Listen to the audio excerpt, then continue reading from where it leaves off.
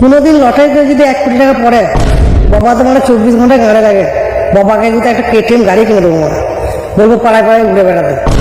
আর থাকবে আমার 97 লাখ টাকা। একটা ঘর করবো 5 লাখ টাকা দিয়ে। পাড়ার লোক দেখে বলে মারা ছেলেটা গাঁড় ফাটা একটা ঘর করে যায়। তাহলে মারা 37 লাখ টাকা থাকবে, তাহলে 36 লাখ টাকা দান করে দেবো। না রে মারা 36 লাখ টাকা দান করবো না, 1 লাখ টাকা দান করবো। তাহলে মারা আমি 36 লাখ টাকা থাকবে, আমি মদ মস্তি করবো।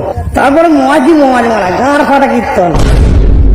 যাই মারা, এক্ষুনি যাই, হারায় গিয়ে লটারি কেটে নিয়ে আসি।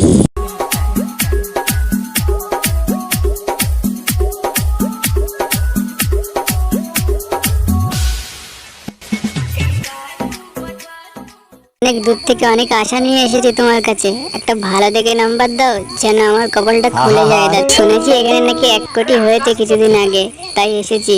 ঠিক আছে, তুমি যখন এসেছো আমি তোমার ভালো নাম্বারই দেবো। মিলিয়ে দেখো, যদি তোমার কপালে থাকে তা হবে। বাড়ি যাও, নাম্বারটা নিয়ে আমি বাড়িয়ে তোমার ফোন করে জানিয়ে দেবো, তুমি শুধু নাম্বারটা বলে দেবে। কি দাদু, সত্যি 1 কোটি টাকা পড়েছে আমার? তাই তোমার কপাল খুলে গেছে, আমি যাচ্ছি এক্ষুনি। হ্যাঁ, 1 কোটি পড়েছে, তুই তাড়াতাড়ি করে চলে আয়। তো ভাবতেই পারছি না আমার 1 কোটি পড়েছে। দাদু তাড়াতাড়ি টাকাটা দাও, আমি বাড়ি যাই, আমার অনেক স্বপ্ন আছে, সেগুলো পূরণ করে নিয়ে যাই। সালা এত টাকা জীবনেও দেখিনি আমি। যাই এবার শোরুমের দিকে যাই, গিয়ে একটা বাইক কিনে আনি আর একটা থার কিনে আনি, আর মাটির ঘরে থাকি একটা পাকা ঘর বানিয়ে নিই। আগে হাড়াই থেকে টিকিট কাটলাম না, তারপর তো আমার জীবনটা একদম বদলে গিয়েছে। থার নিলাম, R15 নিলাম, ঘর করলাম। এইবার একটু যাবো ঘরের মধ্যে, গিয়ে একটু নাচবো। তোরা কোথায়? সব বাড়ি হয়ে আয়, এবারে নাচ শুরু হবে, চলে আয়।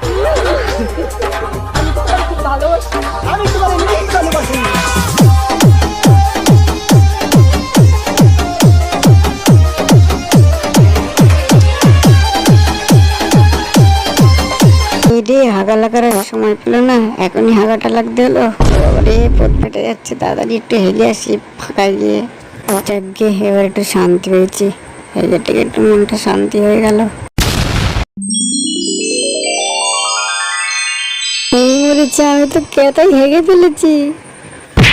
রে আমি কি তাহলে স্বপ্ন দেখছিলাম নাকি? এত টাকা থার সব গেল তো আমার। ওই জন্য বেশি লোক করতে নেই।